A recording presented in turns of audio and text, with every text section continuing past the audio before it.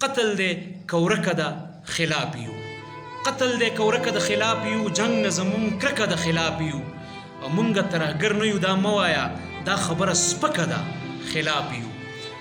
او مونږ منپسند یو مونږ دې نه وجني یو ډرون کا الوتکه ده خلاف یو او مونږ منپسند یو مونږ دې نه وجني ډرون کا الوتکه ده خلاف یو څوک چې د وطن بچي په اور سیزي څوک چې د وطن بچي په اور سیزي بیا خو نو بېشکه ده خلاف یو د هر ظلم د هر جبر د هر ناروا خلاف ودرېدل